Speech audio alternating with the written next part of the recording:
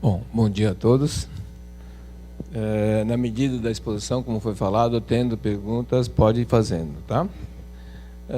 Primeiro, agradecer a vocês e a desculpa em relação à mobilização que teve que fazer, mudar de auditório, né? Infelizmente, estamos aqui, tá? O tema de hoje em relação é como é que se faz a captação de recursos, né, para poder desenvolver atividades públicas, de interesse público, tá? Então, qual é a atividade pública? Para nós, estamos interessados no que está escrito hoje dentro da Constituição Federal. Tá? Quando nós falamos inicialmente na questão da assistência social, existe um equívoco muito grande, porque quando nós falamos na palavra assistência social, muitos acham que é ajudar o próximo, o menos favorecido, coisa parecida tal, e todo mundo tem essa ideia, né? No entanto, quando você lê a Constituição Federal Brasileira, ela tem um pequeno detalhe. O artigo 6 da Constituição Federal fala o quê? Direito social de um cidadão brasileiro. Acesso à saúde, educação, moradia, segurança, transporte, alimentação, lazer, tal. Então, esses itens que você fizer assistência a essas atividades é assistência social. Ninguém está falando que ajudar os próximos, não sei o quê, seja assistência social. Não. A lei de Loas, inclusive, define outras formas de trabalhar, né? Então, existe uma certa confusão com isso, em primeiro lugar. Segunda confusão que existe é que muitas instituições ainda estão acostumadas com a discussão sobre a questão das instituições sem fins lucrativos. A entidade não pode ter lucro, né? Então, existe esse tipo de informação. Só que, quando nós fazemos a leitura do Código Civil, em 2002, trocou essa palavra. Não é mais sem fins lucrativos, é sem fins econômicos. O lucro tem que ter receita, tem que ter superávit de receita para sobreviver. Né? Ninguém está falando que tem que terminar um ano com zero. Ninguém falou isso. Ao contrário, se está com zero, é que você está ruim mesmo. Isso é uma das grandes dificuldades que existe. É uma outra grande dificuldade que também está no Código Civil, porque foi descrito no Código Civil que as instituições têm que definir, né, as formas de receita. Então, você tem que escrever como você quer ter receita das instituições. E muitas instituições nem capítulo de receita tem. Tem lá, patrimônios. Então, o patrimônio pode ser constituído de doações total. Patrimônio é terreno, bens, carro. Patrimônio, não é dinheiro. Se eu não tenho receita, nem conta no banco podia estar abrindo. Entendeu? E as pessoas fazem essa confusão no processo. Então, a dificuldade de entender esse mecanismo sobre como opera com o terceiro setor tem uma complexidade muito grande. Administrar uma associação, eu sempre falo que é pior do que administrar uma empresa de SA de capital aberto. Então, você acha que todo mundo, administrar a associação é uma coisa simples, vocês estão literalmente enganados. Né? E a coisa é muito mais complexa. Por que é mais complexo? Porque numa empresa de SA de capital aberto, só recebe dinheiro dos seus resultados, não recebe dinheiro do governo, não tem que prestar conta para ninguém, somente para os investidores. Então, é uma coisa fechada que resolve entre eles. Agora, numa organização, não. Eu tenho que cumprir metas sociais, né? Eu tenho que estar mostrando realmente o que aconteceu com os seus resultados financeiros. Tem que mostrar se você fez a atividade naquele ano e se aquele planejamento desses atos foram adequados conforme planejado. Você tem que fazer planos anuais para trabalhar, né? Só que grande parte das organizações não tem isso. Leva tudo, né, do jeito que puder. Não se faz planejamento. Então, tocar uma associação não é a mesma coisa que tocar um botequinho, um barzinho, né, um armazém. Não tem nada disso. É muito mais complexo. E o pior é que, nessas organizações, as pessoas que estão em torno daquilo têm uma expectativa com que melhore as coisas. Então, eu tenho um lado pior da situação, que é a satisfação e a prestação de conta moral do processo. E muitas vezes não tem isso. Grande parte das organizações nasceram de uma necessidade, muitas vezes por uma questão circunstancial, no qual aquela comunidade ou aquele, né, a determinada atividade precisa de apoio e acaba se mobilizando, sensibilizando para o coração, as pessoas mobilizam para montar uma associação. Então, grande parte das instituições não tem dentro da organização profissionais para dar suporte. Então, quando nós conversamos com as entidades, né, fazemos encontro com as instituições e a gente pergunta o seguinte, né, quem administra a sua organização? Todo mundo, os presidentes levantam a mão. Tá bom. Aí a pergunta seguinte eu faço é a seguinte, você formou em administração aonde? A pessoa, mas isso não. Então você não está administrando, você está casualmente como presidente. Agora, quem é o administrador que dá suporte para você? Quem é o advogado que dá suporte para vocês? Quem é o contador que dá suporte para vocês? Se não tiver os profissionais para dar assistência no processo, você não consegue trabalhar. Em função dessa necessidade que existem os conselhos profissionais. Então, cada conselho profissional também tem a obrigação de fazer com que crie grupo de trabalho para dar assistência ao pessoal. Então, um dos trabalhos que nós estamos aqui discutindo aqui em Manaus, criar a Comissão de Direito do Terceiro Setor dentro da OAB, né, que é o primeiro profissional que tem que assinar o documento, é o advogado, né, e hoje está sendo feita uma série de documentação que infringe a Constituição, infringe o Código Civil, toda uma legislação, e os documentos estão sendo hoje registrados no cartório numa boa. E isso vocês não têm nem noção, e os profissionais também simplesmente estão assinando muitas vezes de graça, tentando ajudar, inclusive. Então, nós estamos começando agora um trabalho com que crie dentro da OAB daqui, a Comissão de Direito do Terceiro Setor, treine, capacite os advogados, para em seguida prestar serviço de assessoria jurídica gratuito para vocês. Hoje, coitado, mesmo que tentar ajudar, não tem muitas vezes condições, porque não aprendeu isso. Que, infelizmente, na academia, nos cursos de formação de graduação, de Direito, Economia, Contabilidade, Administração, na questão ambiental, um monte de coisa, raramente, dentro da grade curricular, tem o termo terceiro setor. Então, como eles não aprenderam o negócio, como é que vai ajudar? Entendeu, né? Então, essa jornada nós estamos começando agora também. Tá?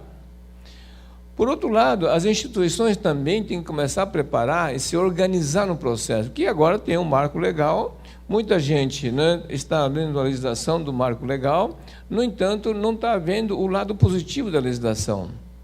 Muita gente está achando que as recomendações em relação a essa lei vai atrapalhar as entidades. Não, ninguém falou isso.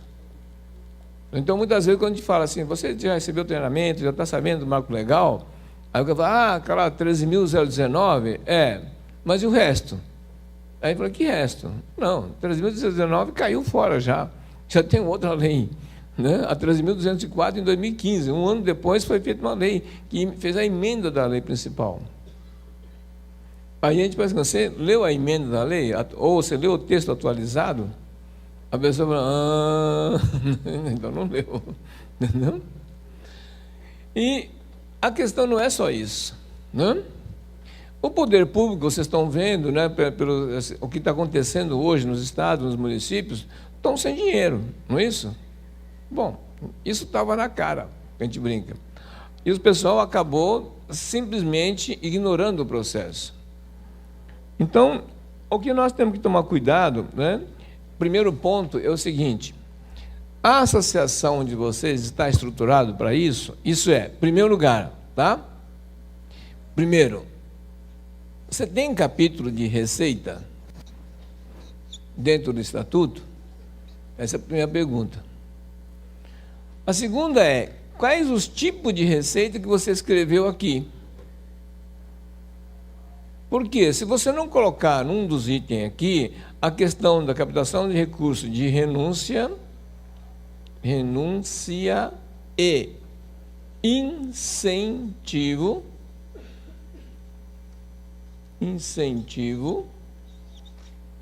fiscal, tá? Se você não tiver essa... desculpa aqui, tá? Aqui é renúncia, tá? Se você não tiver essa palavra aqui, não tiver essa parte de incentivos, não tiver esse item aqui colocado, então, se você não tiver esses dados aqui, dentro do texto da receita aqui, você não pode receber esse dinheiro. Então, o primeiro ponto é esse aqui. O segundo ponto é, além disso, no caso, no seu estatuto, na parte dos objetivos dele, objetivo, tá? Será que as atividades que você descreveu aqui dentro, que a pessoa coloca todas as ações dentro da entidade, né, faz verdadeiro romance, né, uma carta de amor que a gente brinca aqui dentro essas atividades aqui, será que está em conformidade com um negócio chamado CNAE? O que é isso? Cadastro Nacional de Atividades Econômicas. Isso é, o que você vai fazer com a entidade? Se ela não tivesse aqui classificado aqui, provavelmente, quando tirou o CNPJ aqui, colocou itens que não tem nada a ver. Então, não posso receber o dinheiro. Então, muitas vezes, me coloca o seguinte assim, né? Vamos colocar um caso clássico, uma entidade ambiental. Tá bom. A entidade ambiental. Então, vai lá cuidar de proteção das mananciais, vai plantar árvore, recuperação de área, mata ciliar, não sei o quê, tal, escreveu isso, tal. Mas, o que você vai fazer? Você vai produzir muda? Porque você tem um código sobre viveristas. Você vai ser viverista ou você vai ser simplesmente um braçal com enxada na mão para plantar árvore? Entendeu, né? Porque se eu não colocar aqui que vou fazer a produção de mudas, né, no processo, você não pode produzir mudas. Você não pode ter o registro para autorizar a produção de mudas. Não é porque é uma associação ambiental e eu me intitulei ambiental e com isso eu faço o que quiser. Não. Então você não pode receber dinheiro de renúncia fiscal de nada. Entendeu, né? Então já começa por aqui a situação. Tá? Se você é ambiental, ótimo. Mas para poder passar recurso para você, você está em dia? Está legal? Porque não, está tudo legal, está tudo registrado. Tá bom. Por acaso você tem registro no CREA? Mas como? Tem engenheiro ambiental, CREA regulamenta a forma de fazer esse trabalho. Deu bem? Se você não tem um registro no CREA, eu não posso te dar dinheiro para a entidade que está, né, fugindo das regras legais do processo. Não é porque eu registrei no cartório como entidade ambiental, né, eu posso fazer o que eu quero fazer. Não. Vamos supor que você vai de saúde. Ótimo. Você vai fazer saúde? Por favor, você tem registro no CRM? Não, não tem. Então não pode. Entendeu bem? Pode até estar contemplado aquele negócio. Chegou aqui e morreu. Entendeu bem? Aí, se estou colocando saúde, se você olhar os objetivos da saúde aqui, tem toda uma classificação. Se você vai ser hospital, se você é clínica, se vai fazer serviço ambulatorial, o que você vai fazer? Entendeu bem? Não, eu só vou orientar a saúde. Né? Mas que orientar a saúde? Não existe isso. Entendeu bem? Então tira fora esse negócio de saúde para outra coisa. Né? As pessoas fazem isso. Aí escreve na associação os objetivos, né? Eu cuido do meio ambiente, cuido de criancinha, também eu faço esporte, lazer, eu dou melhoria de qualidade de vida, né? Cuido da saúde, da comunidade, não sei o que tal. Aí a gente pergunta assim, mas afinal de contas, você vai fazer o quê? Que catch de que Nike é esse? Não existe. Entendeu, né? Então, fica tudo entruncado. A pessoa depois começa a entrar em embate comigo. Mas eu registrei. E daí que você registrou no cartório? O cartório registra qualquer coisa, pô. Viu bem? Se você não tem toda a legislação, né, em todos os requisitos legais no processo, não dá nada. Aí a gente faz uma outra pergunta para a pessoa. Você tem alvará? Aí piorou. Se não tem alvará de funcionamento, você está totalmente ilegal. Viu bem? Então, essa parte da discussão da parte legal do processo é extremamente complicada, porque se não fizer isso, você não tem acesso aos recursos.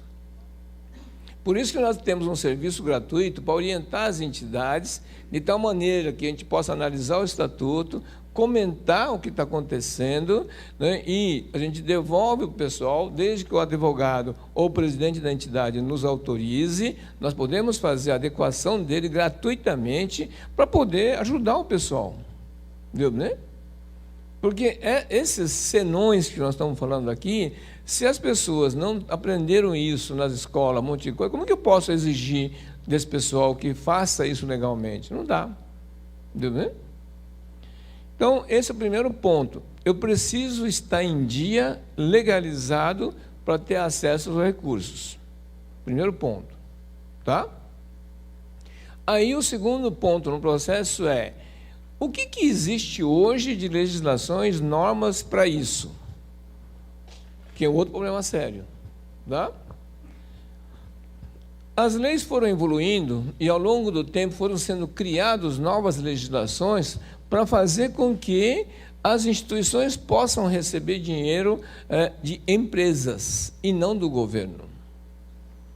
Então, com isso, o governo criou isso por uma seguinte razão: a situação no Brasil hoje, as associações hoje aqui, grande parte deles aqui, 80%, depende do repasse do governo. Se é municipal, federal, estadual, não interessa. Então, dependem disso. 15% hoje é de empresas. E só 5% de doação de pessoas físicas.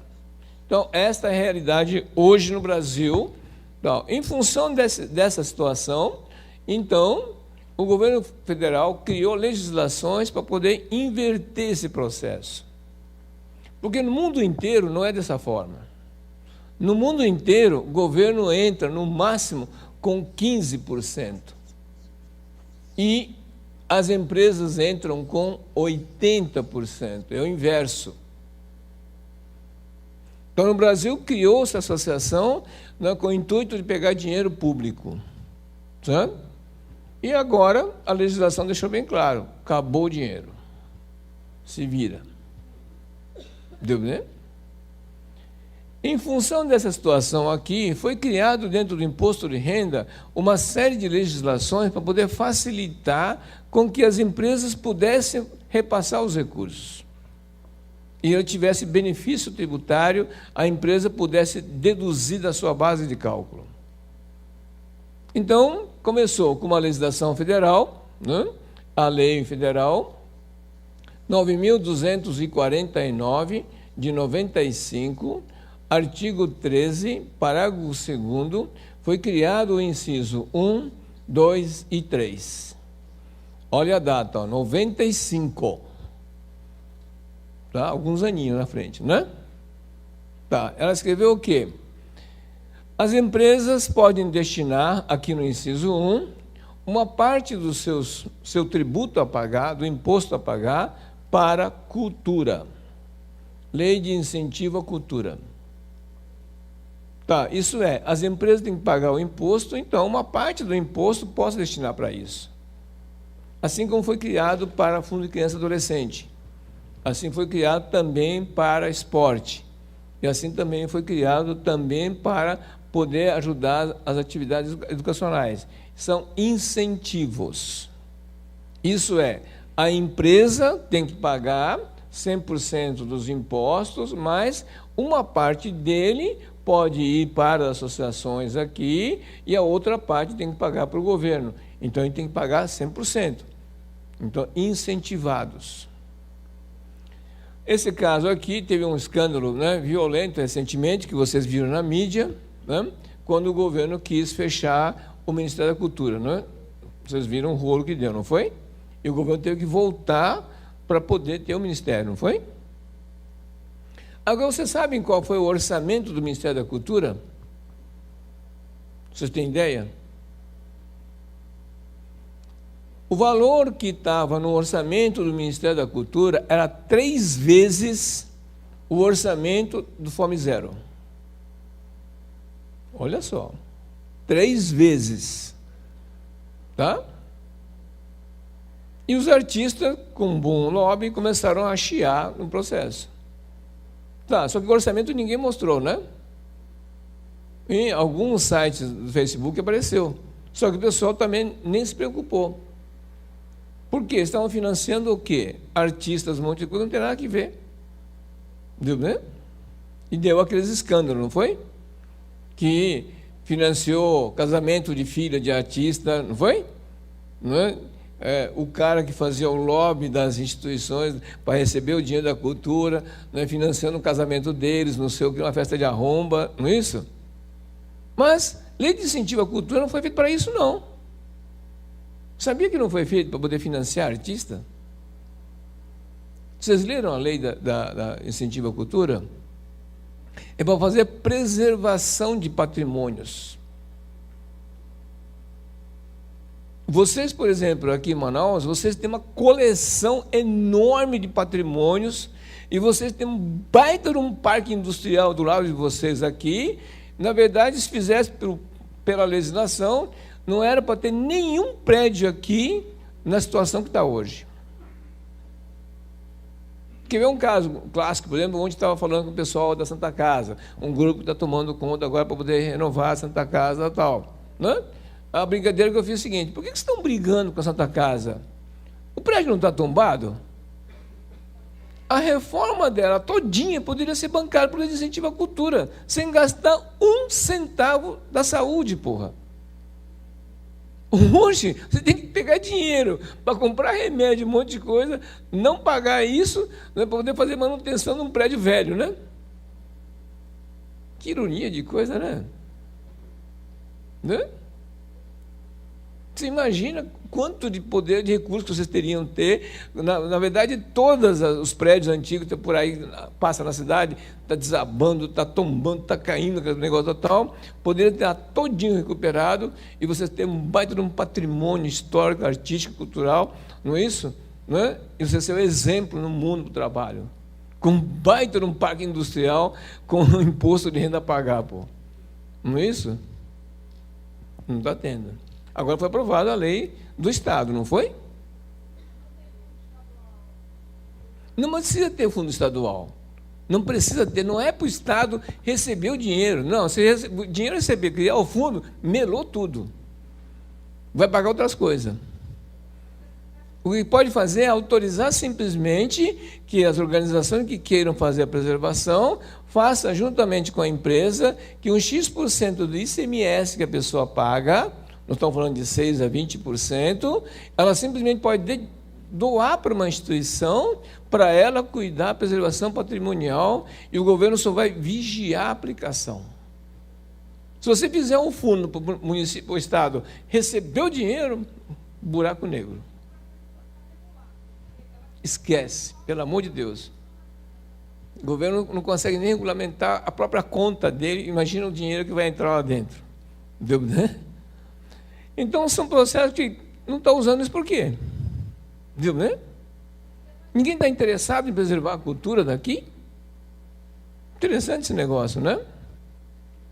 Então, é uma coisa que não dá para entender, né? Se não tivesse nenhuma indústria, se vocês estão lá no fim do mato, meio do mato, não tem porcaria nenhuma de contribuinte do imposto, bom, tudo bem, vamos tentar ver outra forma, pô, não é isso? Vocês não têm essa desculpa.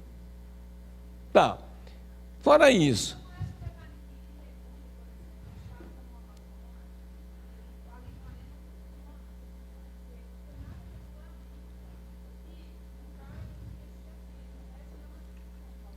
não, você está muito bem enganado. Aqui foi feita a Lei Municipal de Responsabilidade Socioambiental do município de Manaus. Ou não?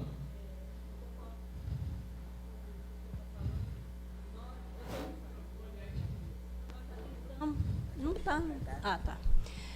Nós já tentamos, eu como design e toda a equipe que nós trabalhamos, nós já tentamos, através de tombamento e restauro.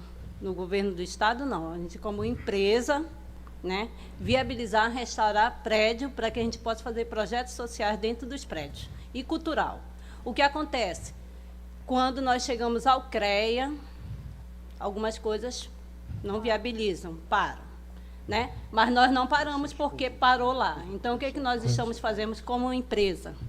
Sim, como associação de empresa, nós estamos viabilizando com as empresas restaurar os prédios e implantar projetos nelas. Sim. Só que, claro, só vai aparecer quando o prédio estiver inaugurado pela empresa tal, pela associação tal, que é para poder nós resgatarmos a nossa história. Eu já trabalhei na restauração do Teatro Amazonas, sim, mas isso é como empresa, né? Ganhamos licitações, é diferente. Diferente. Mas se todo e qualquer empreendedor ou técnico ou qualquer outra especialidade do qual se viabilize, você consegue fazer. Só que eu não espero o governo. Eu que estou dizendo equipe. Nós não esperamos não é para contar com o governo. O governo está falando assim, olha, se viram aí que eu não tenho condição. Entendeu? Agora, o importante não é isso aí. Vamos ver o inciso 2 e o 3. O que me fala? O inciso 2, ela fala o quê? Que as empresas de regime de lucro real, que vocês não têm quase ninguém aqui, né? Porque todas as empresas, para usar o subsídio, né, da Zona Franca de Manaus, tem que ser de lucro real. Você tem a maior concentração de empresas de lucro real do Brasil, está aqui. Então, eles podem destinar 1,5% do seu lucro bruto das empresas para destinar para educação e pesquisa. Educação. Então, era para ter escolas modelo de tempo integral em todo o município de vocês aqui de Manaus, tudo de graça, é primeira linha. Porque o valor que tem é uma coisinha irrisório, 1,5% dos lucros. Tá? Não é do lucro líquido, não, tá? Bem entendido, a lei é bem claro. Tá? Lucro operacional antes das deduções. Isso é antes da empresa fazer cambalache para dar prejuízo. Se a empresa justificar, estou dando prejuízo, eu aumento o seu prejuízo, porra. Está reclamando, porra. Não usa. Outro item aqui que é mais grave.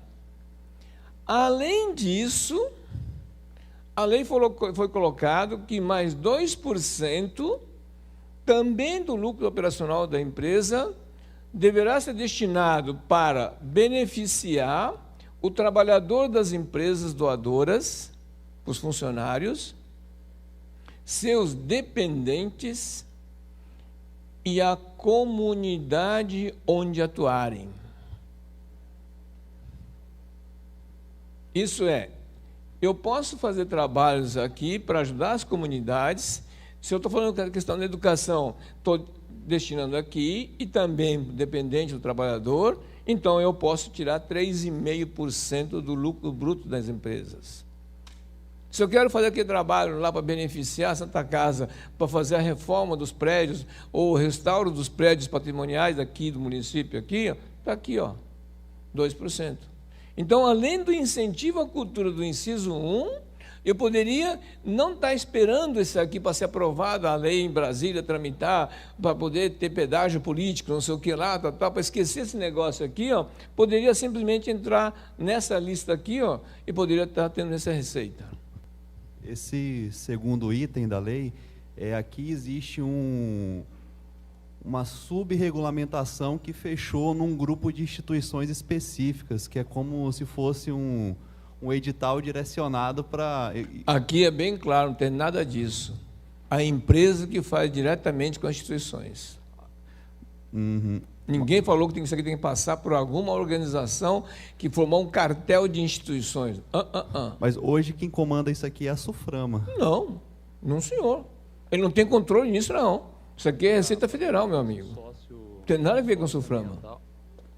Só para ter uma ideia dessa questão aqui, dessa legislação, como a gente viu que aqui no estado de vocês, Amazonas, tinha um questionamento em relação à Zona Franca de Manaus. Muitos contadores achavam que, por ser uma zona especial, as empresas daqui não poderiam utilizar esse tipo de renúncia. Então, tá bom. O que eu pedi? Eu pedi com que a Federação das Indústrias do Estado do Amazonas organizasse um seminário com os empresários daqui da cidade, encheu o auditório lá e nós fizemos uma explanação disso. Só que não adianta nada eu, Zé Mané, vir aqui para falar sobre isso. Então, convidei o delegado da Receita Federal da época, do Estado do Amazonas, para estar presente juntamente comigo no evento. tá? Depois que expliquei tudo, eu passei a palavra para o delegado da Receita Federal. Aí o delegado da Receita Federal falou assim, né? Bom, o japonês botou numa fria, né? A minha função é diferente do japonês, minha função é de cobrar, né? Então eu não posso ficar falando muito com o negócio, mas vou fazer uma contribuição para vocês. Eu tenho acesso a todo o imposto de renda de vocês, então eu vou pôr na tela o imposto de uma das empresas que está presente aqui. Eu vou apagar o nome para não ficar chato, tal, e vou mostrar o que foi a apresentação do imposto de renda dessa empresa. Aí mostrou. Aí chegou e falou assim, está vendo aqui a linha aqui, ó, a Lei Federal 9.249, está aqui, ó, e deixou em branco. Está vendo? Então ele pagou tanto de imposto. Agora vamos colocar o que a lei permite para fazer. Colocou lá, tchum. Aí mudou toda a tabela de cálculo do imposto. Isso é, a empresa pagou 34,4% a mais de imposto. Porque, que discurso é esse que custo do Brasil é caro? 34,4%. Só isso. Aí ele foi mostrando. Tá. Vamos ver pessoas físicas. Quem faz doação para o Fundo de Criança e Adolescente, não sei o que lá, a pessoa física pode fazer, não foi? Ele chegou na tela e mostrou. No estado inteiro, só tinha 2 pessoas. O estado de Amazonas inteiro tinha 2 pessoas. Aí você, essas 2 pessoas me autorizou colocar o nome aqui para saber quem doou, tá? Então, apertou a teclinha e mostrou. Uma era a esposa dele e o outro era ele. Ninguém mais tinha doado. Aí mostrou, olha, pessoal, é isso que tem. Agora vamos fazer um balão de ensaio. Né? Eles pegaram o ano de 2009 para poder ver quanto que era o valor disponibilizado só nessa lei aqui, ó. Aí ele mostrou, fez uma continha, mostrou na tela. 2 bilhões e 800 milhões de reais em 2009 foi pago a mais e poderia ter ficado no município de vocês. 2 bilhões e 800 milhões. Os empresários estão cobrando um pedágio, que você acabou de falar lá de Brasília, estão cobrando aqui para as associações têm que pagar pelo menos 50%. Denuncie. Para que você aceitar Não, isso? eu sei. Bom, grave, denuncie.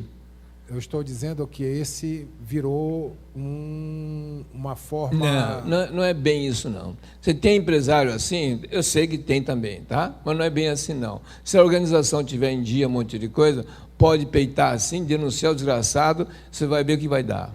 Entendeu? A coisa não é bem assim, não. Tá? Como essas leis eram somente para as empresas de regime de lucro real e grande parte das empresas, no presumido, no simples, tinha problema sério, não tinha como ser contemplado no processo. Ficamos anos brigando com o governo federal brasileiro que mudasse isso. E foi feita uma série de trabalho. Em 98 foi proposto essa mudança, foi aceito pelo governo em 98, tá? Só que não foi publicado, não foi sancionado. Aprovaram por tudo e ficou na gaveta. Somente agora, com o marco legal, que começou a ter a retomada disso. Então, quando saiu a Lei Federal 13.019, de 2014 aqui, chamado Marco Legal do Terceiro Setor, o governo editou a lei para poder regulamentar as instituições. Só que nessa regulamentação foi a cópia da proposta de lei de 98 e o governo tinha suprido um monte de item de interesse dele. Aí, o texto da lei do marco regulatório de 98, houve uma participação da sociedade civil, foram meses e meses de trabalho em Brasília, que todo mundo ajudou gratuitamente para poder fazer uma lei para regulamentar, e simplesmente os caras pegaram e riscaram um monte de item, tiraram fora. Aí grande parte das instituições que participou na organização dessa lei começou a dar porrada nos políticos. Pô, espera aí, pô, né? Trabalhamos 3 anos praticamente no processo, né? Foi feito várias audiências, foi definida uma lei de consenso na sociedade civil. E aí vem um cara, um político, que simplesmente muda porque não quer, né? Aí começou a ter um monte de mobilização. Em seguida, o governo federal, reconhecendo a CACA, fez alteração na Lei 13.204/2015 e alterou essa lei inicial aqui, ó. E ainda está faltando coisa, tá? Aqui agora não adianta nem chiar lá no Brasília, porque está um inferno aquele negócio lá. Não dá nem para retomar o negócio, tá? Mas qual foi a novidade aqui? A grande novidade aqui foi o quê? É o artigo 84B, o inciso 1. Ela fala o quê? As empresas, bem entendido, sem nenhuma restrição de regime tributário, poderá doar 2% da sua receita bruta para as associações. 2% da receita bruta. Se é lucro presumido, se é lucro real, não interessa. Então, no lucro real, além da lei anterior, tem essa lei aqui. Como esse aqui foi feito em 2015, aqui no processo aqui, o que aconteceu? Voltando à lei do imposto de renda aqui, como não tinha sido contemplado, houve uma mudança nessa lei e foi incluído o inciso letra C.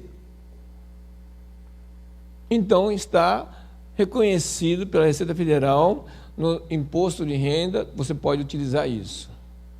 Para acabar a discussão. Só que tem um outro detalhe. Para gozar dessa possibilidade de recurso, a associação tem que enquadrar o seu estatuto, atendendo à Lei Federal 9.790, de 99, o artigo 3º. Se não atender isso aqui, não tem como receber os recursos. Por quê? Porque a titulação de utilidade pública federal acabou. Quem tem certificação está sabendo disso, não está? Agora a certificação é o CIP. Agora, se você tem utilidade pública federal, não serve para nada. Agora, quais são as associações aqui no Estado que esteja legalizado em esta conformidade para poder receber isso aqui? Você conta nos dedos, acho que vai sobrar dedo. Porque as organizações, né, ouviram falar tanto no marco legal, ficou só discutindo isso aqui, não observou esses itens aqui, e aí se ferrou. Agora, em maio, as empresas estão fechando os balanços de 2016, não é isso? Quem está aplicando isso? Provavelmente ninguém. Deu, né? Mais uma vez, vai ficar na mão. Como é? Falta recurso? Não. Deu, né? Bom, o que estou mostrando com vocês isso é das legislações internas aqui. Não estamos falando ainda de recursos internacionais. Vocês, Amazônia, que estão em Amazonas, que você está na região amazônica, né? O mundo inteiro quer ajudar vocês. Mas ninguém se mobiliza adequadamente. Ou quer fazer cambalacho. Existe um órgão dentro do Ministério de Relações Exteriores, que é um grupo técnico chamado ABC. O que é isso? Agência Brasileira de Cooperação.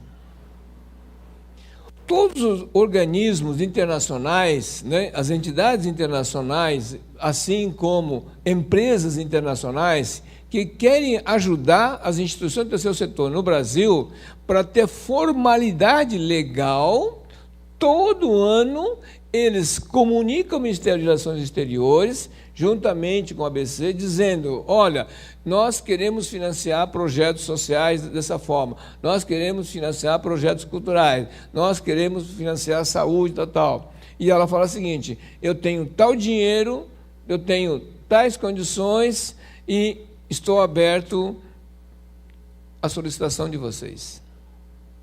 Todo ano. Quem é que daqui entrou no site e pediu assim: olha, estou interessado? O cara coloca assim, ó, o valor, os projetos que ele financia, quais são os montantes que ele faz, ele coloca o número do telefone, o número do e-mail, o nome da pessoa que você deve contatar, e você pode mandar em português mesmo, que o cara pode estar lá na PQP, na Nova Zelândia, que ele vai te responder em português. E ninguém pergunta.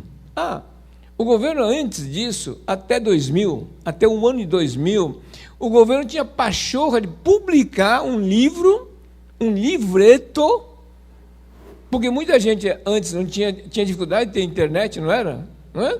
Então, preocupado com isso, todo ano o governo publicava um livreto escrito assim, ó, recursos privados para serviços públicos, e distribuía isso para todos os estados brasileiros.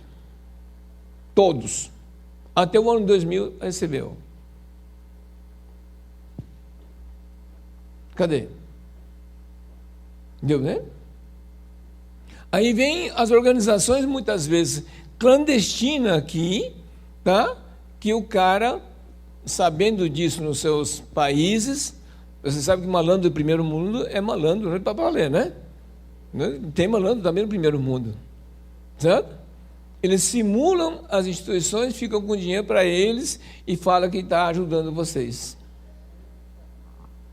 2010 foi levantado aqui no estado Amazônia Legal, tá? Havia mais de 3.000 organizações internacionais clandestinos atuando na região amazônica. E aí? E o problema era simples. Eles mesmos batiam em porta, pegavam as entidades, você não quer dinheiro, tal. Quando olhava como era feito, né, a contabilidade, como eram os documentos, os caras olhavam... Eles faziam turismo aqui, viajavam para cá, batiam nas portas por aí, às vezes nem encontravam as entidades, eles caíam embora. Que coisa esquisita, né? Então, a necessidade de vocês se organizarem no processo é extremamente complicado nisso. Por isso que teve a iniciativa aqui de começar a fazer com que fizesse treinamento, curso, seminário, um monte de coisa. E essa não é a primeira vez que eu estou aqui. Entendeu vendo? Tem muita gente que me conhece, há anos que estou fazendo isso. Entendeu vendo? Para mobilizar, sensibilizar. Vocês têm interesse? Nós estamos querendo ajudar, não estamos cobrando nada para isso. Eu estou perdendo meu dia de trabalho que podia estar em São Paulo ganhando a empresa numa boa. Não. A nossa organização foi feita desse propósito, difundir o assunto. Né? E os recursos que estão aí é coisa assustadora. Nós estamos falando de algo em torno de 23% a 25% da economia circulante do município de vocês aqui está indo para o ralo diariamente, porque vocês simplesmente, cada um está cuidando do seu umbigo. Não está pensando em trabalhar em conjunto. E a coisa vai embora. Que vem um caso, por exemplo, uma das piores situações que existe aqui. Uma das piores situações que existe aqui no Brasil, e principalmente aqui na Amazônia, é um fator extremamente interessante com banco. Não sei se você sabe que tem uma linha de financiamento especial que foi feita através de uma legislação federal e também do acordo internacional, que os bancos implantados no município de vocês aqui têm que destinar dos 2% do depósito à vista que é feito no banco para financiar pessoas que não têm conta bancária, para o sujeito que está com problema no SPC e no Serasa, para gerar emprego e renda. Essa resolução é uma resolução do Bacen, então Bacen, Banco Central, tá? Resolução 3.109, em 2003. Nós estamos em que ano? 17. 14 anos o dinheiro está indo para o buraco porque vocês não se preocuparam.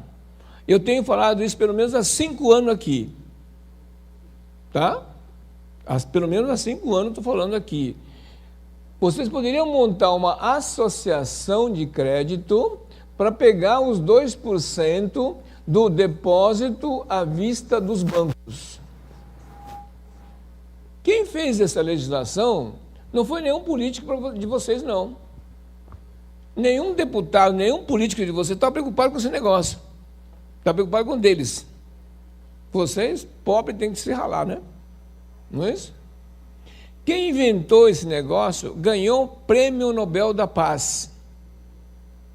Um hindu, economista, em Bangladesh, vindo miséria que estava em torno dele, então ele começa a fazer uma experiência sobre isso. E um cara chamado Bill Clinton o conhece, gostou do negócio e convida ele para os Estados Unidos. Aí o Mohamed fala assim, espera aí, você é o país mais rico do mundo, não precisa disso. Ele falou, não, eu também tenho os miseráveis. Não na sua proporção, mas eu tenho lá também. Eu tenho minhas regiões de bolsão de pobreza. E ele acaba aceitando e indo para os Estados Unidos e ajudar e monta esse programa.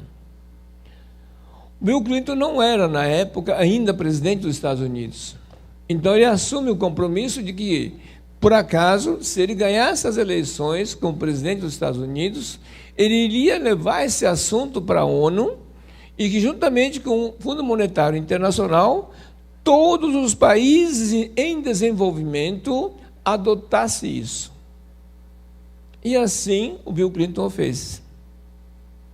Com isso, o Fundo Monetário Internacional, em 2002, na Carta de Equador, que foi feita em Equador, celebra esse acordo com a ONU, fazendo com que todos os bancos de todos os países em desenvolvimento destinem esse recurso. Por isso que ganhou o Prêmio Nobel da Paz. E com isso o Brasil teve que fazer a resolução na marra. Bom, o que é isso? É simplesmente a seguinte, assim, ó, eu tenho aqui um banco. Vamos supor que a prefeitura está aqui e tem conta nesse banco. Quando recebe o fundo de participação do município, é depositado na conta da prefeitura, não é isso? 2%. Não importa qual é o valor que a prefeitura receba de depósito, um monte de coisa, mas a lei obriga que uma parte desse dinheiro tem que vir aqui para a Câmara Municipal, não é isso? Conforme a arrecadação total. Isso aqui é feito depósito na conta dela, não é isso? 2%. A Câmara paga os vereadores e paga os funcionários, não paga? Então tem os funcionários mais os vereadores. E esse dinheiro não é em caixa, na boca do caixa, não é isso? É feito dinheiro banco para banco, não é isso? 2%. O vereador ou funcionário daqui recebe o dinheiro, vai numa loja, faz a compra, tal, e faz pagamento no sistema bancário, 2%. A loja, por sua vez, ele compra distribuidor ou de fabricante tal, e faz a operação bancária, 2%. O distribuidor, por sua vez, também tem que pagar imposto, tem que fazer negócio tal, e faz pagamento para o governo, 2%. Nós estamos falando aqui, ó, 16% a 18% da economia circulante do município de vocês está indo para o ralo todos os dias, porque ninguém se preocupou com isso. Nessa brincadeira, havia um certo entrave. Qual que era o entrave? Em primeiro lugar, cadê as organizações para trabalhar com isso? Cadê a associação que atende essa legislação aqui e tenha qualificação no Ministério da Justiça como associação de crédito e certificado como OCIP. Cadê a organização? Primeiro lugar. Segundo lugar é o seguinte: se eu chegar num banco hoje e falar, olha, o japonês falou esse negócio aqui, tal, né, eu quero esse dinheiro. Gente do banco vai olhar e falar assim, quem? Ah, o japonês. Ah, manda o japonês para aquele lugar, porra. Vai me mandar para aquele lugar. Não é isso? Primeiro lugar. Segundo lugar, ele pode falar assim, não, nosso banco já faz isso. Nós somos um banco responsável. Então, nós já fazemos essa aplicação social. Nós ajudamos a favela da Rocinha no Rio de Janeiro. Nós ajudamos, plantamos árvore na Mata Atlântica. E você vai falar, não é isso? Então, para evitar esse processo, foi proposto aqui no município criar a Lei Municipal de Responsabilidade Socioambiental para que o desgraçado não tivesse essa possibilidade. Eu vim aqui para defender a lei, nós fizemos uma proposta, foi aprovado. 2011. Para fazer com que nenhuma das empresas que estão instaladas aqui no Parque Industrial possa falar o seguinte, não, a minha matriz resolve isso em São Paulo. Porra nenhuma. Porque a matriz desgraçada está aqui. Porque se não tiver matriz aqui, ele não pode gozar dos incentivos fiscais da Zona Franca. Tá? Se o gestor está lá na filial, é outra história. Então, de toda a movimentação desses caras aqui, vocês têm direito a 2%. Para isso, se vocês quiserem ter esse número real, basta entrar na página chamada IBGE/cidade, você pegar o estado de Amazonas e pegar o Manaus, você vai ter quanto que o governo fez o depósito à vista, quanto é que as empresas o fizeram, isso, o dado que está em hoje, lá é 2015. Tá? E ela vem publicando isso todos os anos. Ó, pessoal, acorda, porra. Nada. Não sei o que tem. Ou vocês estão anestesiados, ou vocês não confiam em mim, não acreditam. Pô, basta entrar no site, ver essa porcaria, porra. Ou não estão disponíveis? Não estão querendo trabalhar? Quero ganhar dinheiro, só isso. O senhor falou sobre o recurso oriundo das indústrias da Zona Franca. É aquele recurso que as cidades que foram feitos? Isso é outra sacanagem do PID, do outro trambique que andaram tendo problema. Tá. Que é pior ainda. Porque, então, esse recurso que você falou do trambique é o que precisava ser batizado pelo Ministério da Indústria e Comércio, Tecnologia. Tá. Que não fizeram inovação porra nenhuma aqui dentro. Né? Inclusive, eu fui chamado em várias empresas aqui, nós viemos, apontamos, enfiamos o dedo no nariz do filho da mãe e falamos assim, vocês vão se ferrar. E ferrou. Entendeu bem? Disfarçando que está aplicando o PID. Entendeu bem? Nem chegamos nisso. Tá? Então, o montante de recursos que vocês estão perdendo é uma coisa assustadora. Vocês não têm ideia do que eu estou falando. Tá?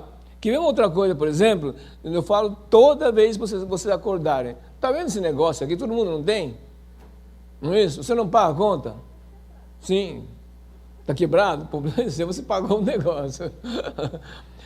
Vocês repararam na conta de vocês que tem um negócio chamado FUST que vocês pagaram? Aliás, estão pagando desde 98, do dia da privatização.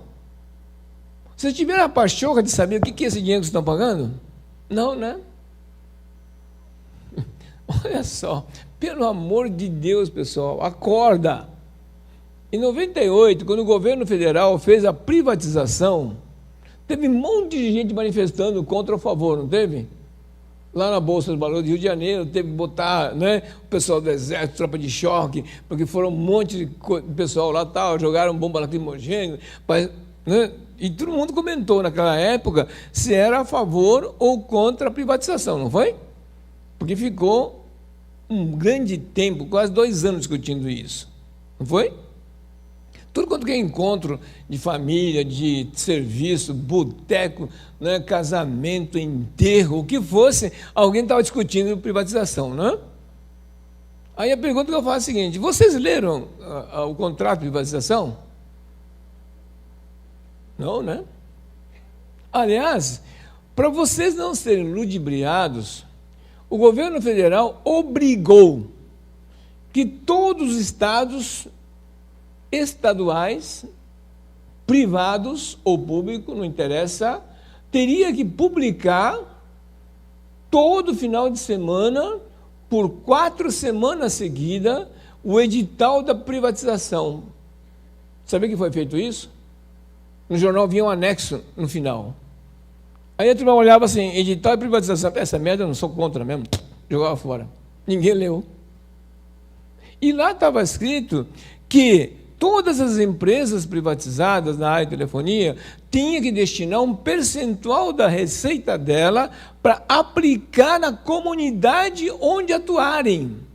E se não aplicarem o dinheiro na comunidade onde atuarem, o contrato de concessão seria cancelado, sumariamente.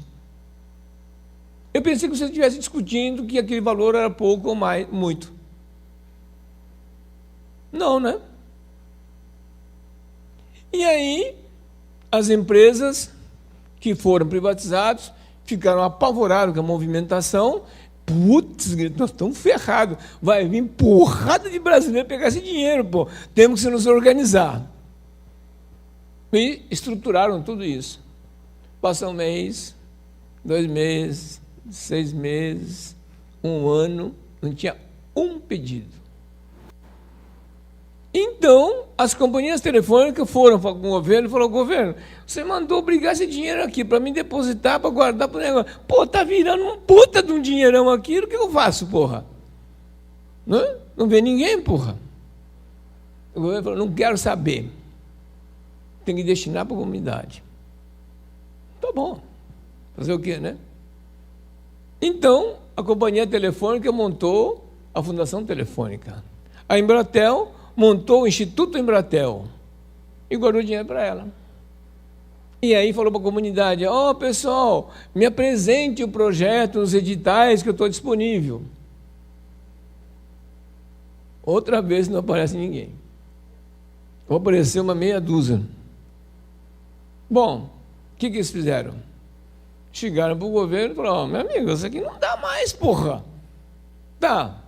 Então o governo chegou: tá bom, então vamos fazer o seguinte: como o pessoal agora está com internet, um monte de coisa, vão ter que aplicar em outras áreas, então vamos transformar esse dinheiro para que faça a instalação internet de banda larga gratuito nos municípios.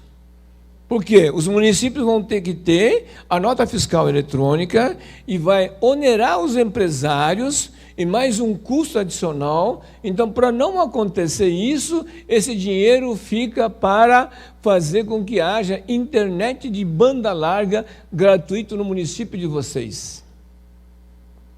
Bom, né?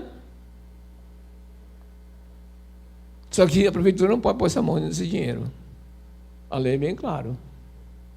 Só as associações. Cadê? Não está interessado, né? Já está pagando internet de banda larga particular, essa porcaria custa caro pra caramba, não funciona essa porcaria, tal, tem que estar pagando, né? Vocês estão pagando, não precisa mais nada, né? Está lá o dinheiro. E aí? Culpa de quem que é? Vocês mesmos, vocês não querem dinheiro. Ah, outra coisa. Está vendo essa conta de luz aqui? Uma conta de luz é caro, né? Também foi privatizado, não foi? E no meio da privatização foi colocado o quê? Olha, mesma coisa que a telefonia, as companhias de eletricidade que foram privatizadas vão ter que investir um dinheiro para fazer eficiência energética. Trocar lâmpada por LED. Trocar geladeira das pessoas, televisão das pessoas. pegar prédios industriais, empresariais, né, para trocar essas lâmpadas, para não onerar esses caras. Vocês já pagaram na conta, até dezembro do ano passado, 0,25% da sua conta foi para eficiência energética. A partir de janeiro desse ano, como a energia elétrica, a manutenção da rede pública ficou para a prefeitura, e as prefeituras vão ter dificuldade no processo, então, a partir de janeiro desse ano, isso aqui foi alterado para dobrou.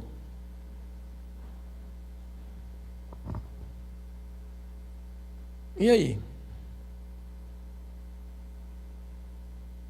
Está na mesma. A prefeitura não pode ter esse dinheiro na mão, tá? Como tem muita coisa que a prefeitura não pode pôr a mão nesse dinheiro, não tem como fazer isso, então, entendendo isso, o governo federal fez uma legislação federal 9.637 de 98 e criou o que é chamado de organizações sociais. Então, no seu município, no seu estado, né, se tiver as organizações sociais, se vocês olharem na lei de licitações, a 866 de 93, o artigo 24, um dos itens, ela fala o seguinte: as OAS estão dispensadas de licitação. E foi colocado lá dentro que a função daqui é para promover o desenvolvimento econômico do município, mais cultura, mais saúde, mais educação. E para esse dinheiro aqui. Só que cada ente tem que fazer sua lei. Isso aqui é lei federal. Então, o Estado, cada Estado fez as suas leis de OS, somente os municípios que deveriam estar fazendo aqui, não o fez. O daqui, acabamos de ver na internet agora aqui, né, pesquisando todas as legislações que foram feitas aqui na Câmara Municipal, não tem a lei das OS. Acabei de falar, o vereador aqui, ó, vamos fazer esse negócio aqui. Não tem a lei. Porque se tiver essa legislação aqui, eu tenho que ter uma associação aqui no município que, moldado nessa legislação, vai buscar todos esses recursos que não foi possível fazer para que ela possa reter esse dinheiro a favor de vocês. Entendeu, né? Porque essas organizações sociais têm uma pequena característica interessante. Ela é uma forma de uma associação, só que de 20% até 40% do Conselho de Administração tem que ter a participação no poder público. Eu tenho que ter pelo menos 10% da participação da comunidade. E o restante, quem quiser participar. Só que a gestão é privado, não é governamental. Como tem a participação do governo local aqui, então a lei de licitação está dizendo que não precisa ter licitação disso. Desde 98 tem a lei. Por que não foi feito aqui? Até hoje. Não tem interesse? Hã? O problema não é só isso. O governo tendo essa situação, na posição que está aqui, e tendo toda uma exigência da questão socioambiental, o governo começou a fazer leis para ele também. Nós estamos fazendo lei, vamos ter que cumprir da nossa parte, nós temos que cumprir. Vamos começar a obrigar agora. E assim começou a criar outras legislações. Uma das legislações que é um marco interessante para burro, tá? Que também, né, a maioria do pessoal não lê, todos os órgãos públicos têm que fazer a chamada licitação, não tem? A Lei Federal 866 de 93, que é o terror do pessoal da área de administração pública, né? Putz, esse porra aqui é complicado. Muita gente tem cursos especiais, um monte de coisa para isso. Então, como os órgãos públicos têm que fazer isso, o governo federal começou sutilmente fazendo uma série de legislações. A primeira legislação federal, 12.187/09, Plano Nacional sobre Mudança Climática. Já ouviram falar isso, né? Toda hora está falando na televisão um monte de coisa, não é isso? Não? O que foi feito nessa lei? Foi escrito aqui que todas as empresas, organizações, de 2010 a 2020, têm que demonstrar que houve economia na emissão de gases, consumo de combustível, água, energia elétrica em 36,1%. Foi estabelecida uma meta. E nessa meta foi escrito o quê? Isso aqui é item de preferência nas licitações. Isso é, se eu vou participar de uma licitação, e vamos supor que a empresa dele participe de licitação. Hoje, pelo menor preço que ganha, não é isso? Aqui não. Eu posso estar com um preço meu até 20% acima dele, mas se eu tenho um atestado de sustentabilidade, eu tenho a comprovação dessa meta, eu cancelo, tiro de fora. Por que não estou obedecendo isso?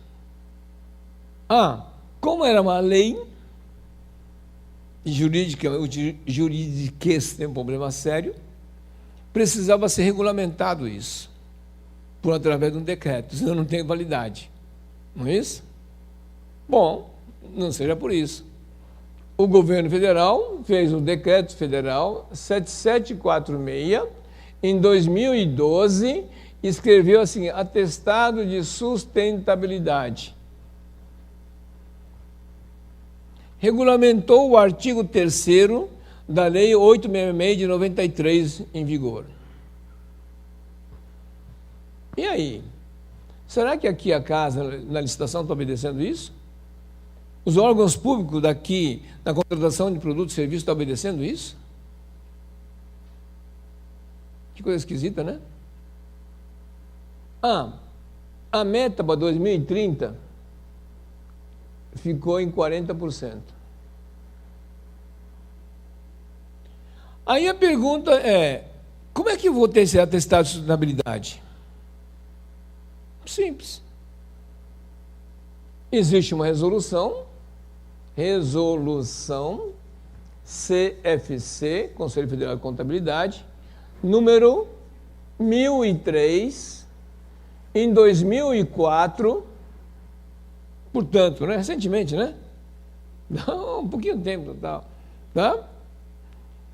Ela fez o quê? Que todas as instituições, a partir do dia 1º de janeiro de 2006, tem que obedecer uma norma de contabilidade chamado NBC T15, que é o balanço social e ambiental.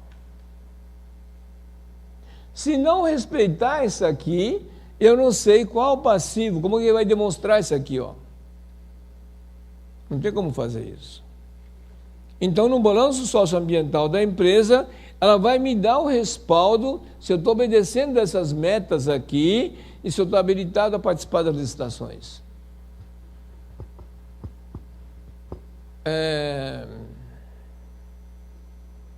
Qual o escritório de contabilidade que está fazendo isso? Pergunta desgraçada, né? Bom, se não tivesse documento aqui, eu não consigo fazer a demonstração disso aqui, pode ser eliminado pela licitação. Quando nós criamos aqui a Lei Municipal de Responsabilidade Socioambiental, em 2011, foi exatamente isso. Estava um ano antes do decreto federal, criando uma lei municipal para isso. Né? E está aprovado.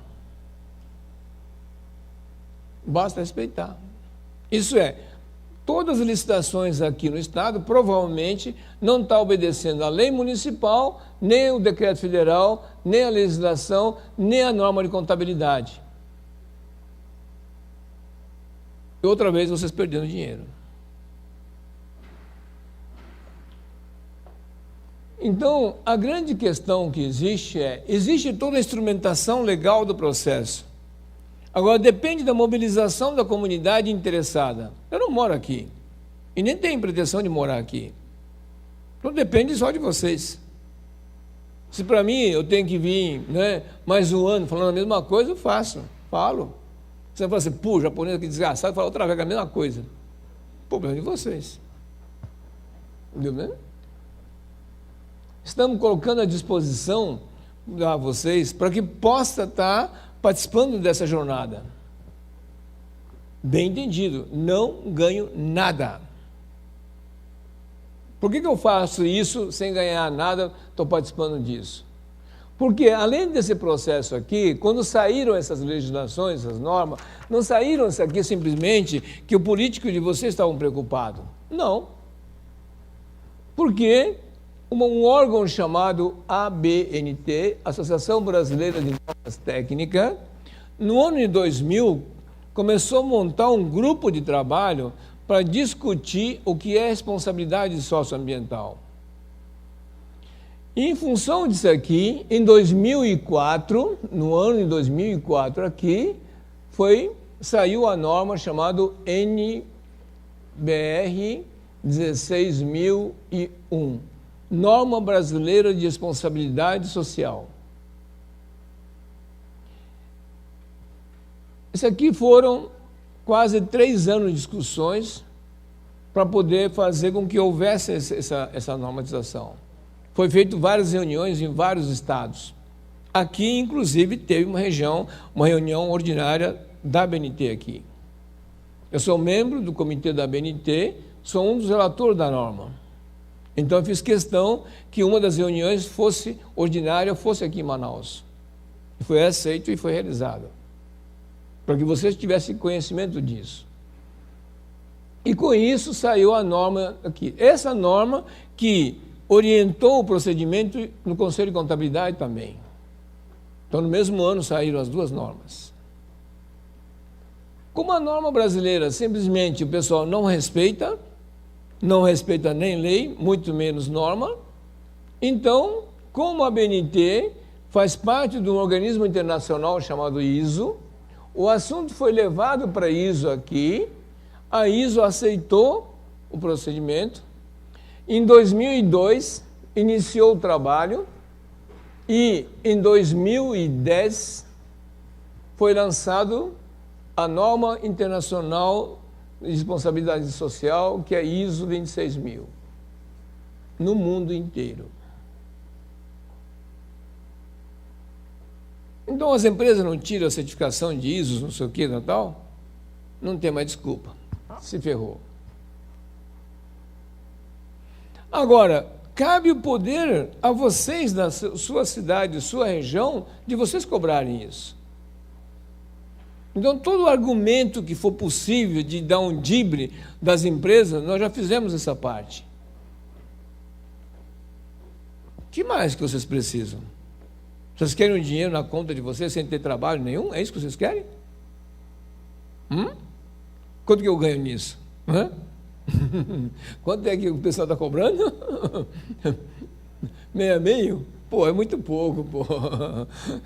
70% no mínimo, tá bom? Pode ser? Pô, fiz tudo esse negócio, não ganho nada, pô. Então, como a gente participa da relatoria da norma, né, e como nós fazemos esse tipo de ação, então cabe a nós estar batendo a vocês, mostrando essas coisas, para ver se você tem interesse, porra. Senão, o trabalho que foi feito aqui, você imagina aqui, 8 anos de trabalho. Sabe o que é 8 anos de trabalho, viajando o mundo por nossa conta, sem nenhum patrocínio, sem nada, para discutir como é que tem que ser feita uma normatização para que vocês possam colher esse tipo de fruto. Ninguém nos pagou nada. Ao contrário, perdemos hora de serviço, gastamos dinheiro em passagem, estadias, né, e discutindo isso no mundo inteiro para que pudesse estar valendo uma norma internacional. E vocês são o primeiro beneficiário aqui. Aliás, dentro do Brasil, o maior beneficiário é o estado de Amazonas. E o pessoal fica inerte. Pelo terceiro setor não existir praticamente nas academias, Sim. e uma linguagem, não sei se acadêmica, mas simples, para você dizer a um jovem que está iniciando hoje que o terceiro setor é o setor da produção brasileira que teria maior ganho em termos de profissionais. Como você poderia dizer a diferença do que existe, que se conhece, para o terceiro setor, que ainda é um fantasma? O problema, em primeiro lugar, é a questão da academia. Tem que ser estudado isso, tem que ser levado a sério para que nos cursos de graduação de administração, contabilidade, economia, direito, engenharia ambiental, assistência social, né, algumas profissões obrigatoriamente deveria abordar o assunto de uma forma técnica e não do ponto de vista romântico. Entendeu bem? Hoje existe uma abordagem romântico. Quando tem, bem entendido, tá? Não tem parte técnica. Mas ninguém falou isso. Ninguém falou isso. Só para ter uma ideia, para encerrar, da importância do que é o terceiro setor, tem um exemplo extremamente importante no dia a dia de vocês apresentando na televisão, e eu acho que nenhum de vocês entende o que está sendo feito. Tá? Olha o que aconteceu com a Alemanha. Por que a Angela Merkel falou o quê? Nós conseguimos equilibrar as contas públicas. Foi o primeiro país no mundo a falar isso. Não foi? Uhum. Agora é o seguinte, pega um país que nem a Alemanha e receba 1,5 milhão de refugiados. Ah, bem entendido, esses refugiados não ficaram em barraca de lona não, hein? Não ficaram em acampamento não. Porque lá, se ficar em acampamento, quando dá frio, mata todo mundo. Todos foram alojados em residências com calefação. Viu bem? Agora, não é só isso. E o transporte, alimentação, saúde, educação? Como está sendo feito isso? Quem está bancando essa porra? Que tipo de dinheiro que movimenta isso? Vocês têm ideia? Como é que a Alemanha conseguiu fazer isso? Pronto.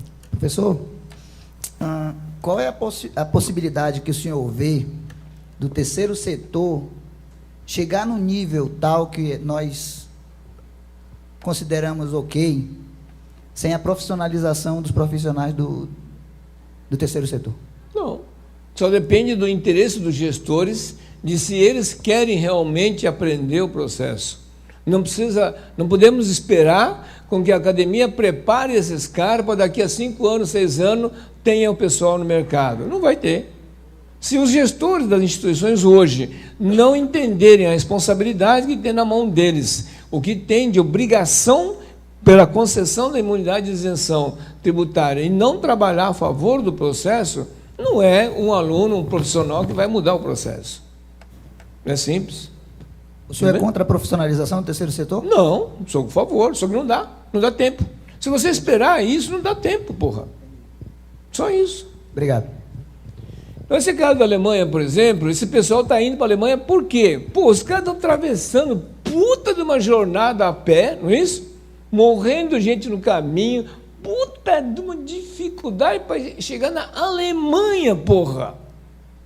Tinha tantos outros países no meio do caminho, por que não ficaram em outros lugares? Então, talvez hoje aqui, eu e a Uliane somos alunas da OEA de Gestão Pública e as leis que o senhor mencionou, todos os temas que estão sendo debatidos hoje para nós, não é novidade, nós estudamos isso de forma romântica, como o senhor está falando, mas especificamente do setor público. E quando ele levantou essa questão, né, de quando vai profissionalizar. A UEA hoje ela tem esse curso em 15 municípios no Amazonas. E o nosso título será de Tecnólogo em Gestão Pública. E nós estamos felizes aqui, né, diante de todo esse debate, porque realmente é o que nós estamos estudando durante 3 anos. A nossa insatisfação diante da nossa escolha no curso é a questão de que a nossa mentalidade foi voltada para que nós só teríamos emprego quando fizéssemos um concurso. E aqui, hoje, nesse momento, nós estamos vendo que não. Não, terá que ver. Né? Então, assim, para nós, hoje, um ponto positivo é essa descoberta, né, desse grande, para nós, um grande mercado. Né?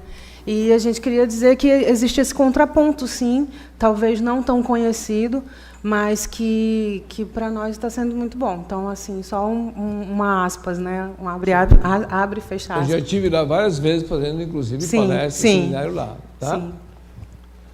O que aconteceu com a Alemanha nisso? Como é que foi possível sustentar esse processo? Vamos lá. Opa! Eu me chamo Elenilson, também eu faço parte como... eu ia dizer administrador, né? Mas eu estou hoje presidente do Instituto de Direito do Terceiro Setor. E, voltando lá ao que a cara colega falou, é que o terceiro setor é muito pouco conhecido. E não só por assim, se a gente pudesse colocar o terceiro setor dentro das escolas como matéria, porque o terceiro setor não é conhecido por pouca gente, inclusive por parlamentares. Tem parlamentares que não sabem o que é o terceiro setor. Você quer muito, né? No sábado, eu estava promovendo uma ação social, um amigo meu, advogado, né, veio me perguntar o que era o terceiro setor e eu tive que explicar a ele. Entendeu? Então, é uma coisa que poderia ser explicada na escola, isso. Deveríamos tomar isso como uma matéria mesmo para ser explicado nas escolas. Porque realmente tem muita gente que não sabe o que é o terceiro setor. Por isso que tem que ser na academia. Só para ter uma ideia, né, dessa situação na Alemanha, né, quando aconteceu esse processo, né, um pouco antes disso, todo o setor da economia mundial tinha uma pergunta muito grande para a Alemanha. O que está acontecendo com os empresários alemães? Por quê? Houve uma corrida na Alemanha, nos últimos 10 anos da Alemanha, foram montadas mais de 5.000 fundações empresariais. Quando esse número surgiu, o mundo inteiro olhou para a Alemanha, opa, o que está acontecendo? Sabe por que é isso? Sabe por que os empresários montaram fundações empresariais? Não foi para dar um jeitinho, para pegar dinheiro que ia para o governo para ficar para ele. Não. Os empresários, sabendo que ele emprega muita gente, ele faz parte de um círculo dentro da economia, que se um dia ele falecer, ele não tem a garantia de que o sócio ou o filho, os herdeiros dele, pudesse continuar a empresa. Poderia simplesmente vender a empresa. Pô, o velho ficou tanto tempo aí, né, com dinheiro, vamos vender essa merda da empresa para ganhar dinheiro. Entendeu bem? Então, os empresários, preocupados com isso, começaram a fazer uma corrida entre as empresas, dentro da Confederação das Indústrias da Alemanha, e vamos fazer fundações empresariais, de tal maneira que eu, titular sócio majoritário ou a minha empresa, se eu falecer, nenhum filho meu ou nenhum acionista possa destruir a organização, a empresa. E assim foi feito em 5.000 empresas alemãs. Com isso, se tiver algum gestor, filha da mãe, que queira fazer algum rolo, alguma coisa, é impossível, porque atrás da fundação existe a promotoria pública, a curadoria das fundações, que vai ficar de olho se o cara sonegar, se o cara dá um jeito, se o cara, por acaso, ele quiser fazer treta, tira o cara fora e pode nomear um outro.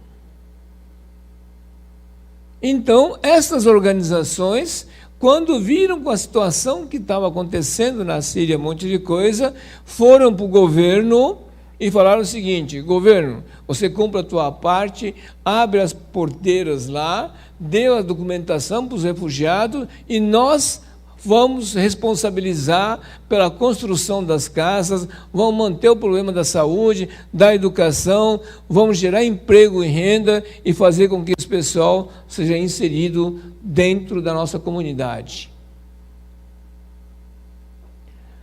No Brasil, tem alguns setores sobre isso.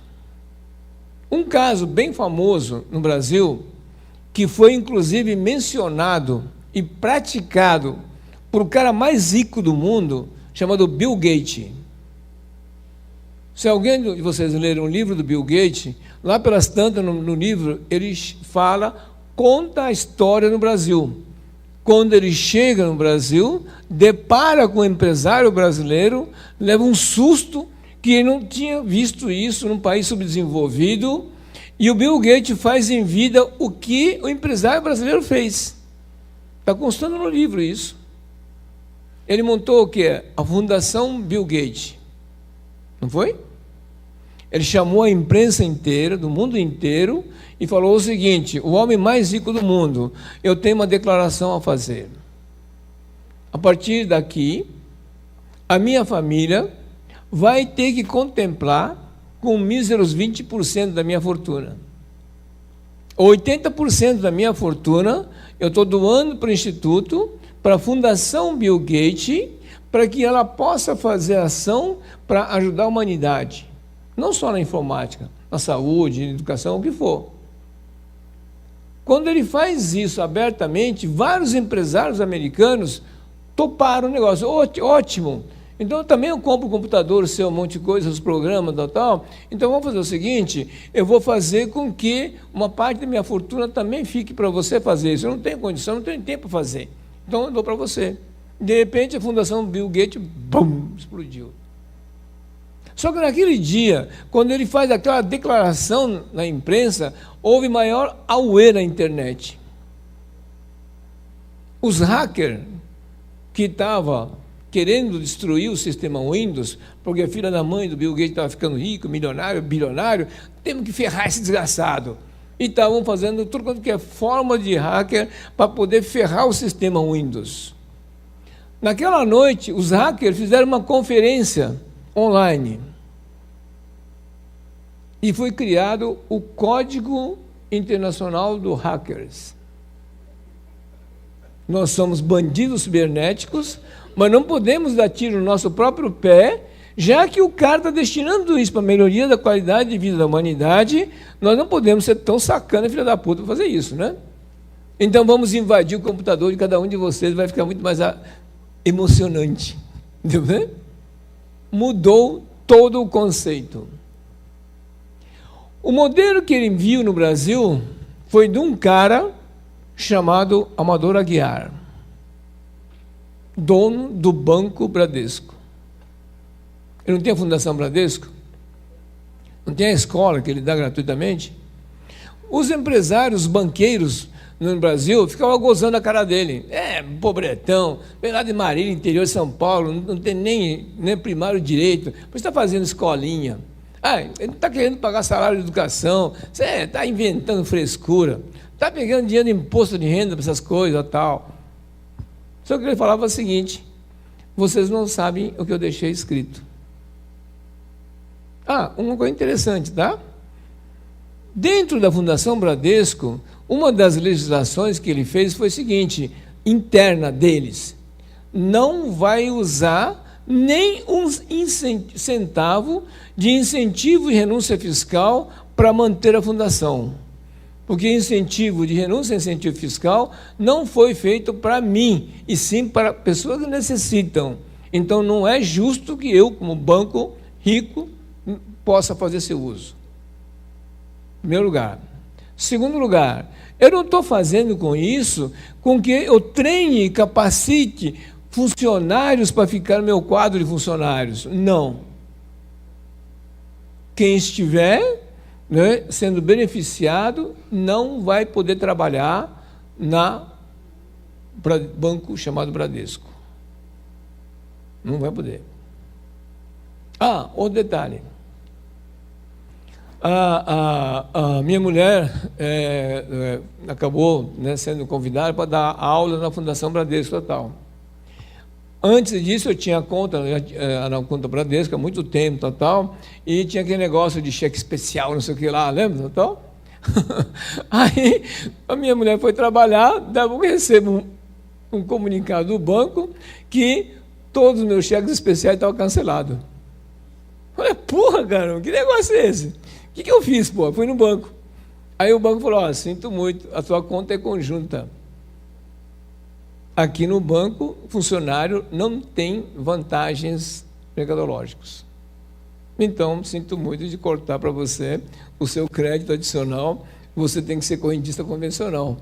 Aí eu falei para minha mulher, pô, você me ferrou, né? Entendeu? Não, simplesmente cortou. Tudo bem? Mas eu concordei com ele, está certo, é uma postura. Tudo bem? Assim que ele morreu, o que aconteceu? Foram abrir o inventário, os bens particulares dele, né, a casa na praia, a fazenda, um monte de coisa, foi dividido com seus herdeiros, mas ele, como pessoa física, tinha 28% das ações do complexo chamado Conglomerado Bradesco. Essas ações foram repassadas para a Fundação Bradesco. Então, todo ano, né, quando dá um lucrozinho, né, no banco, 28% fica retido na fundação, paga todos os acionistas, mas a parte dele fica na fundação. Então, é um banco que não tem como falir. Outra coisa interessante, tá? Com esse dinheiro, ele teve a possibilidade de comprar o banco HSBC. A minha pergunta é a seguinte, que são muitas leis, né, a serem verificadas para poder você estar afinado com os desejos da sociedade, de fato. E a minha pergunta é a seguinte, aqui no estado do Amazonas, as instituições estão preparadas para receber essa demanda, porque vai surgir demandas a partir de agora, eu entendo? Para que essas associações se tornem habilitadas para adquirir esses recursos, vai ter algum local onde as pessoas possam ser atendidas de fato e que entenda tudo isso aí, para de fato estarem essas associações habilitadas para adquirir esses recursos, se for o caso? Como não tem nenhuma estrutura para isso, que teve a iniciativa de fazer a universidade aberta ao terceiro setor, com o objetivo de repassar essas informações e conhecimento. Quem quiser está aberto. Se caso aqui, que nós estamos articulando com a OAB, que cria a Comissão de Direito da OAB dentro da OAB, aí sim, uma vez for treinados os advogados, uma das condições que nós fazemos é obrigar que dentro da OAB tenha plantão de atendimento jurídico gratuito para as entidades. Hoje nem adianta ter esse plantão que o pessoal não conhece. Então tem que fazer toda a preparação para isso. Então nós já estamos há um tempo já pedindo com a comissão. Bom, eu estudei, pesquisei aqui no site do OAB daqui de Manaus, eu fiquei assustado em duas coisas. Uma que não tem a Comissão de Direito do Terceiro Setor e outra que não tem a Comissão dos Povos Indígenas. Um estado que 68% da população é comunidade indígena e não tem uma comissão para isso. Então são coisas que nós estamos questionando. Viu bem? Então, se houver a mobilização lá e a aceitação de lá e as pessoas sendo treinadas, sim, vai ter um trabalho gratuito para isso. Quanto isso, nós estamos colocando à disposição para que quem quiser mandar o estatuto mande para nós fazemos a avaliação e uma vez que o advogado responsável ou o presidente da entidade nos autorizar, recebe o estatuto já corrigido gratuitamente. E quem quer montar a entidade, só mandar para nós nome e fantasia, qual as atividades, em que município que você está, e você recebe o estatuto também gratuitamente. Mais do que isso... Né? Eu só gostaria de acrescentar que esse atendimento institucional que a gente está fazendo em parceria com o vereador François, colocou à disposição no gabinete dele advogados, para já começar a prestar essa assessoria, e também contadores para fazer essa parte básica de começar a identificar se está irregular, qual é o caminho, e começar a fazer a contabilidade básica das organizações gratuitamente, para poder começar a fomentar isso, tá? Então, o gabinete do vereador François está à disposição já para começar a atender. Nós já, na verdade, já começamos a semana, já tivemos reuniões com algumas organizações, agora mesmo já me procuraram o pessoal da Compensa, então já tem aí demanda já de 3 ou 4 organizações que a gente já está começando a fazer revisão para contábil e jurídica. Bom, deu para ter uma noção mais ou menos dos objetivos da atividade nossa? Mais perguntas, dúvidas? Tem mais nada? Posso ir embora? Professor. Vamos lá. Império, Instituto Amazônia Equatorial.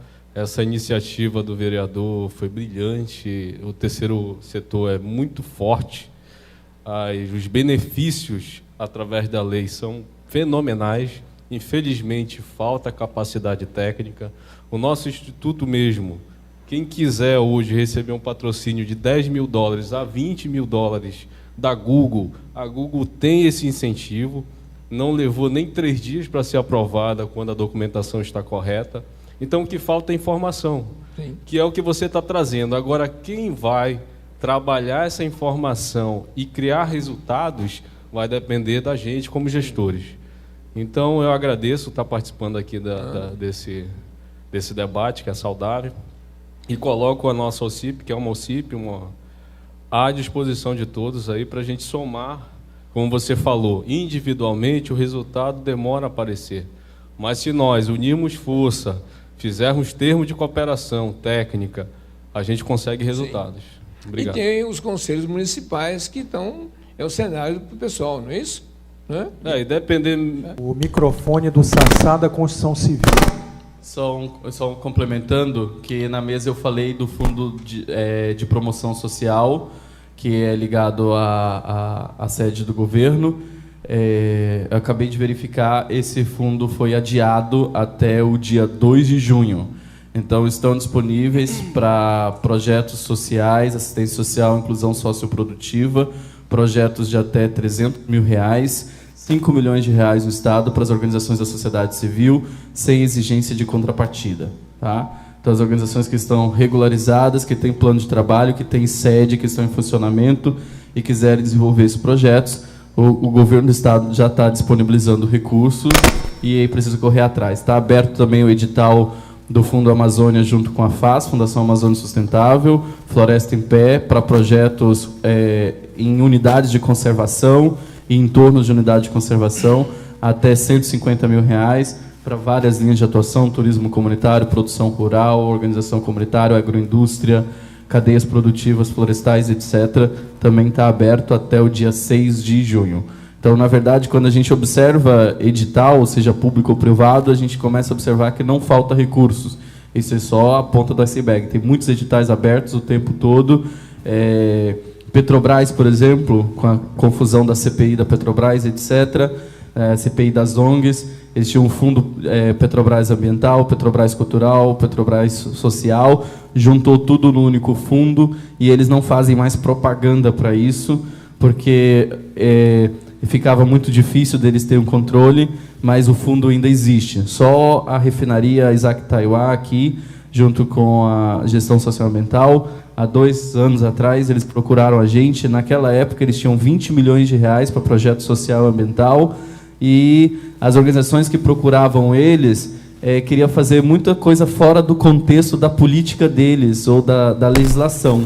E aí, quando eles pediam para as organizações se adequarem, as organizações achavam que eles estavam querendo dar pitaco dentro da forma de atuação ou do cumprimento da legislação, e aí ficava chateado e ia embora. Então, eles tiraram até do site tudo, mas o programa de responsabilidade social e ambiental, por exemplo, ainda existe. Esse fundo, acredito que se foi usado, foi muito pouco, o recurso ainda está aí, também uma fonte de recurso. Então, tem inúmeras fontes de recurso, tem vários sites na internet que monitora isso. Inclusive, nesse momento está acontecendo o Congresso Nacional de Captadores de Recurso, em São Paulo. Então, tem muita informação. E aí, na verdade, a gente não se preocupa muito com a fonte de recurso, precisa se preocupar com documentação, contabilidade e propostas claras e de interesse da comunidade. Tudo bem. Tem alguma coisa a mais? Professor? Sim. Tem mais? Universidade aberta do terceiro setor tem uma página, assim, um endereço, um sítio. Como é que a gente faz para acessar? Sim. No Facebook, Universidade do Terceiro Setor, e também Cimasa da Amazônia, que é o Sistema de Monitoração e Avaliação Social Ambiental.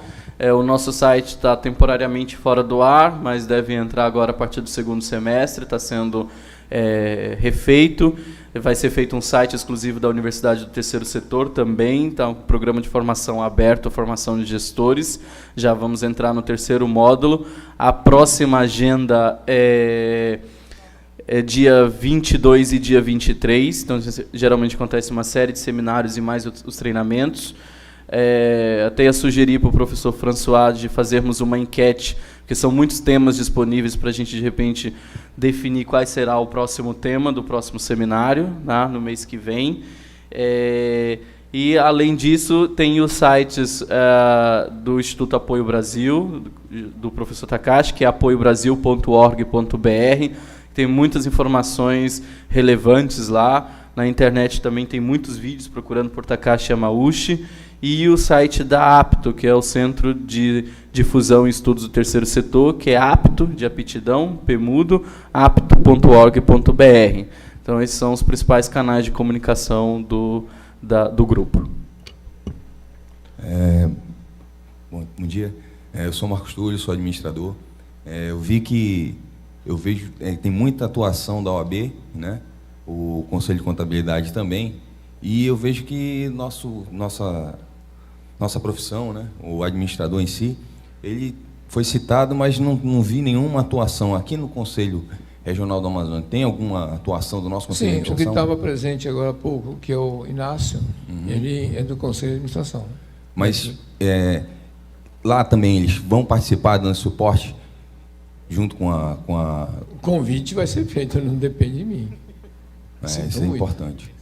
Eu posso responder, Takashi? Pode.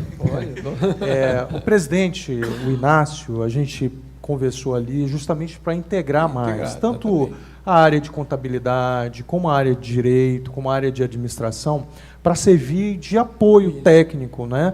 Porque o que a gente observa é essa questão da informação. Tem muitos profissionais, mas a própria academia ela tem que fazer um direcionamento para os estudantes de diversas áreas, inclusive assistência social, diversas áreas, para que olhem o terceiro setor, inclusive, como uma profissão, uma área que tem recurso, porque o que se fala bastante é assim, o contador, o administrador, não, eu não quero atuar nessa área porque vão só me explorar, eu vou só trabalhar e não vou ganhar nada. E isso não é verdade, né? Se houver recurso, você tem como remunerar todos os profissionais que estão naquele projeto, de acordo, claro, com o projeto que você está pleiteando, o edital que você está pleiteando. Então, é isso que a gente quer mostrar. Por isso que a gente trouxe o presidente do CRC, do Conselho Regional de Contabilidade, na primeira. Nós trouxemos hoje o presidente do Conselho de Administração, nós já tivemos aqui representantes da OAB. Então, isso que a gente quer, é plantar essa semente para que esse setor ele caminhe com as próprias pernas, né? É a intenção do Takashi, é a minha, é de todos nós que estamos aqui. Abriu do vereador João Luiz, microfone. Aproveitando o gancho da sua fala, é importante realmente capacitar os profissionais já formados, ou que estão formados, ou até os futuros alunos, ou os alunos atuais. Mas eu acho que nesse processo também a gente não pode esquecer da equipe de gestão das ONGs atualmente. Porque pode ser que nesse processo todo a gente não tenha esse espaço na academia para a gente adentrar nela. E capacitar realmente quem está atuando. Que isso é a coisa mais importante no momento. Por isso que está feito o trabalho, Universidade Aberta, o terceiro setor, que não tem uma formação de graduação aberta a qualquer um para poder participar, porque é uma entidade aberta para isso. Por isso que não estão fazendo isso. Tá? Mas a minha colocação, professor, não vai nessa linha, porque isso aí já é uma situação que está aberta mesmo e não tem problema. Eu estou falando quando for começar esse processo, adentrar nas escolas técnicas, nas universidades, nos conselhos de administração. Quando o de contabilidade, por exemplo, que deve ter o programa, que daqui a pouco os outros órgãos abrirem, não esquecerem das instituições que estão atuando. Bem, porque pode fechar só entre eles o bloco. Já fizemos seminário lá no contabilidade, assim como na administração, economia, e cabe a eles se estruturarem. Como tem uma dificuldade muito grande, porque cada um deles é segmentado, por isso nós estamos trabalhando na OAB, solicitando que a OAB crie a comissão dentro da OAB aberta.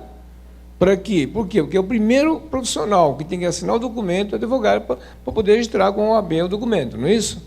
E nessa comissão, que vai ser convidado oficialmente, né, o pessoal da área de contabilidade, administração, economia, vários segmentos vão ser convidados.